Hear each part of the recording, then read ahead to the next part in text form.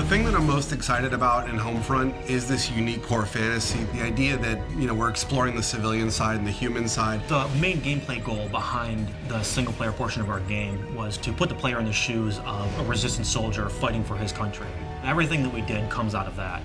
How your weapons work, how you relate to the world, the kind of missions that you go on, it all comes from that. In a lot of shooters, you have the best equipment and great number of allies and an army behind you. In this case, you're civilians turned freedom fighters, and you have to fight against this greater force that has better equipment than you do. And it's really a sort of get in, get out situation. It's an interesting place for us to be on this one because everybody's expectations is military shooter, military shooter. We want guys who are professional, but guys who are really professional in war are like robots.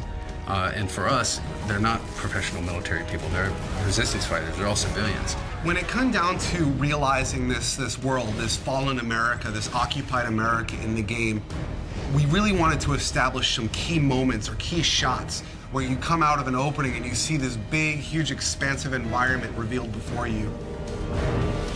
You see this enormous vista of this plane that crashed when the EMP went off. It's kind of like this moment where you're like, this is really something different. It's really spectacular. We really want people to feel like this looks like a place that I grew up in, and then twist it, and now it looks abandoned, now it looks collapsed. The second thing, which I think has been a huge win for us overall, is going after real-world brands. We really want to get these brands in here because they're part of the fabric of American life. So one of the places that the Koreans use as a supply depot is a classic big box store. And they sort of move in and they use the big space to store all their military stuff. And it's one of our big set pieces where the military goes on a raid mission to steal a bunch of fuel.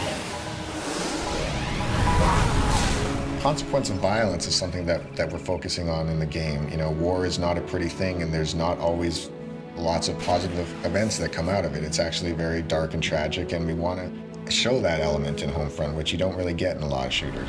Jake, just put them out of their misery. Who's shooting? Let those bastards come! In average FPS, you'll blow through 30 to 100 guys every 15 to 20 minutes or so. And you sort of get this what we call massacre fatigue. When you stop even caring, you don't even realize that you're killing humans. But what we're trying to do is really attach emotion to that it actually, there are consequences to violence. Please form a single file line. Have your papers ready for inspection. How am I supposed to make the player feel or care about the fact that they're killing when that's the whole goal of the game? But that's really the fundamental crux of what we're trying to achieve. Your character in the game's name is Robert Jacobs. He's a former pilot. He's recruited by the Resistance because they need a helicopter pilot. So Boone is a former police officer. He's the leader of the current Resistance cell and sort of the father figure of the whole unit. He's less about killing the Koreans and more about what can I do to free my people.